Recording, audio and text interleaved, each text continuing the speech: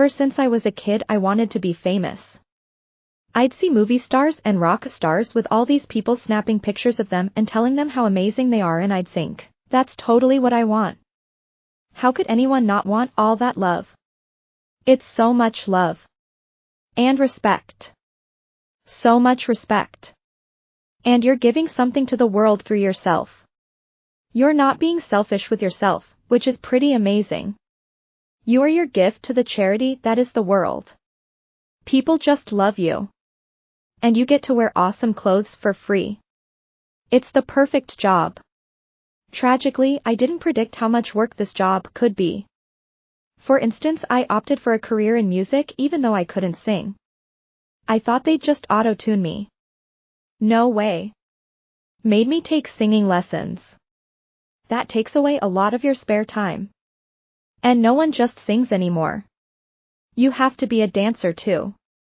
I mean, I can dance, but they don't want that kind of dancer. They want the other kind. So you have to learn to dance like the other kind. And then you have to learn all the moves they create for you. And then you have to practice them again and again and again, with all these other dancers who have been dancing way longer than you have, and you're so afraid that they're going to make you look really dumb. After what seems like forever you finish all that, and when you do you don't get a rest. You start working on the hit. And during all this you never get to wear free fancy clothes out in public or have people tell you they love you and want to take selfies with you, unless you go out and do it on your own. But that's not fun because you don't actually get to do anything. Your handlers won't let you. Finally you have the hit. The thing is that you lose all your spare time when you have the hit after an eternity of having no spare time, when you're so busy trying to make the hit. Plus after you make the hit and release the hit, and watch it become a hit, you have to travel around everywhere telling everyone to buy it even though it's already a hit. It doesn't make any sense. This goes on forever in a circle. One hit leads to the next hit, and then repeat. After a while of doing this, you get so tired and people keep asking you things and interrupting you before you can finish giving the answer, so now you're tired and you're cranky. You have a couple of drinks to loosen up or whatever, and then all the things conspire against you and you end up doing something stupid, or saying something stupid or falling over. No one makes a big deal about your hits or your dancing or whatever, they make a big deal about the dumb thing you just did. No love. At all.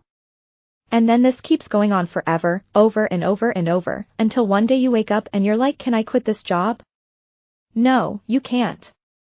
You've hired so many people to handle your business and your calendar and your house and whatever else you need to be handled. They all depend on you for their income, so they talk you out of quitting that job. And it just keeps going. Soon you realize that the job isn't paying so great anymore, and because of that you aren't getting many people yelling that they love you, or asking for pics. Journalists aren't following you around anymore. You're not very motivated, so you're like, what can I do to bring it all back? And then it dawns on you that you have to go on a reality show. So you do. And you find yourself on a show with a bunch of losers who you wouldn't even talk to a few years before because they were such losers. Especially that one guy. I guess I'm not supposed to say his name, but you know that guy. Anyhow, if you're on the show with that guy and all the rest of them, that must mean that you're a loser, too. So you get depressed and you get annoyed. You decide to tune out of things for a bit and you start staring at your phone. That's when you see some kid who's just like you before you became famous.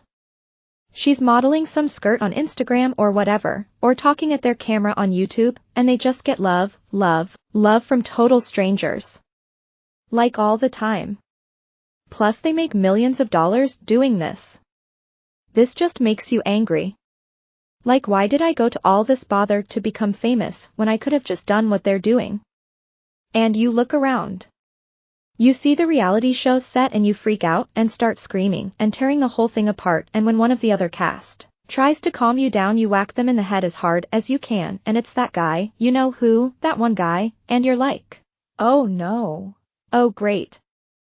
That guy. You're pretty sure your dream is dead at this point. Next thing you know you're in some special hospital on meds and you're so out of it and they're saying it's like exhaustion or something. But the press is saying you have a drug problem. You're like, what? I have a what? But then you realize, wait a minute, I don't have to clean up. I don't have to dry out. I can just calm down and then say I had to clean up or dry out. I get all the credit for overcoming a debilitating addiction even though I don't have one because exhaustion isn't very sexy. Overcoming exhaustion doesn't help your career. But with the other things, everyone sees me as so brave and an inspiration, and they love me and they tell me they love me, and take photos of me, and I go on all the talk shows and the podcasts and I hire someone to write my memoir.